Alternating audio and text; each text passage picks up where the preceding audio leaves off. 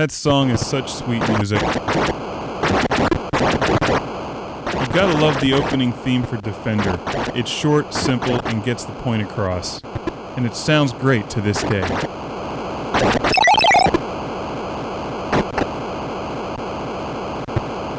This is Defender for the Atari 2600. I just saved a human falling to their death. Rock on. Arguably, this may not be the best version of Defender out there, but this is the version of Defender that I grew up with. And it remains a favorite of mine, and one of my favorite games on the Atari 2600. It doesn't look much like the original Defender, which you can see on my review of Defender for the PlayStation 1, the emulated copy on the Williams Greatest Hits collection. The mountains have been replaced by buildings. Defender is one of those games you can easily pick up for 10, 15, 20 minutes, have a great time, and when you're done playing Defender on the Atari, you can go play Defender on the Colecovision, and then on Xbox Live, and then the PlayStation. There's a lot of Defenders. Defending you from boredom for 30 years. Now, this Atari version was designed for the Atari, which only had one button. So it's a bit frustrating that you can't use your smart bombs. Ooh, did you see that? I just caught another human. You can't use your smart bombs in tight situations by pushing the smart bomb button, because there isn't one. You have to actually descend down to the bottom of the screen, push the fire button, and then deploy your smart bombs. So it kind of makes smart bombs useless. You also can't shoot the humans in this version, or that guy would have just been vaporized. He's lucky this is the Atari version. My itchy trigger finger.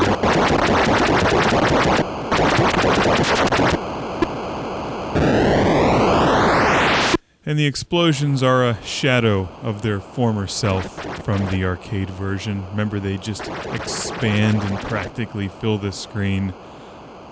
But not so much here.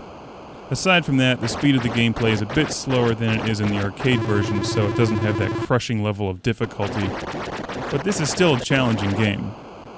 The controls are actually quite nice for the Atari 2600, and this game plays really well with an arcade-style joystick. I'm actually playing with the Sega Genesis fighting stick, which works with the Atari 2600.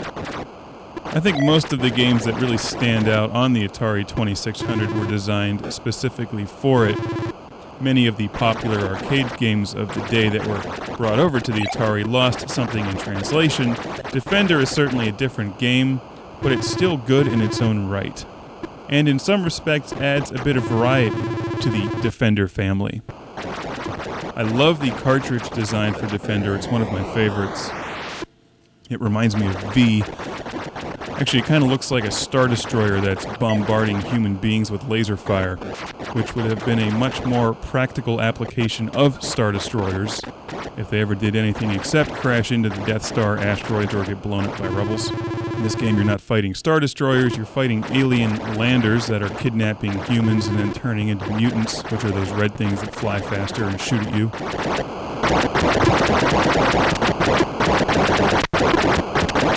The enemies in Defender, called the Swarmers, have been poorly translated for the Atari version. They end up looking more like oat clusters here than they do angry aliens that fill the screen and are a pain in the ass to hit.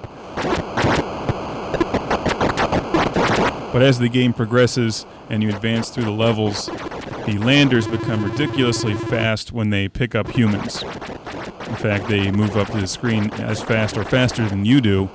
When all the humans are kidnapped, you then go into hyperspace, have to fight off mutants, which gets difficult when you can't use smart bombs in those tight situations.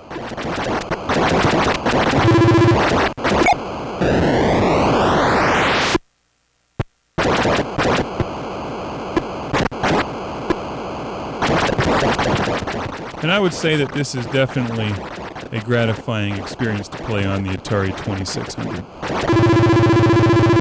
The screen may look like the enemies are flickering on and off as you watch it in this review.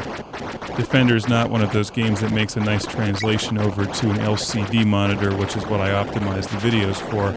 It looks much better when you play it on a television. I always like the sound that the laser fire made, and it looks cool too.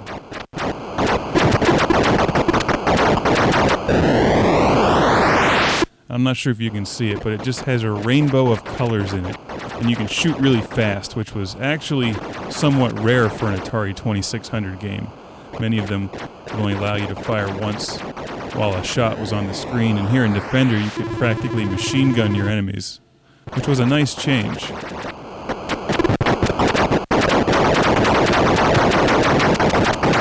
Defender is cheap and easy to pick up today. It's not an exact translation of the Eugene Jarvis-developed original for the arcades, but it is one of the better games for the Atari 2600, especially in this horizontal shoot-'em-up genre.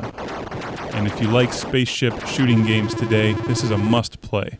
And what I can't believe is that, given the popularity of Defender, that they never made a breakfast cereal out of it, because all of the aliens would make great marshmallow shapes. Landers, mutants, swarmers, pods. I mean, come on. They made breakfast cereal out of gremlins. I'd much rather eat spaceships than gremlins. And speaking of gremlins, what always bothered me about that movie, remember how they said you couldn't feed them after midnight? Did they ever clarify when you could start feeding them again? I don't know. I never liked gremlins.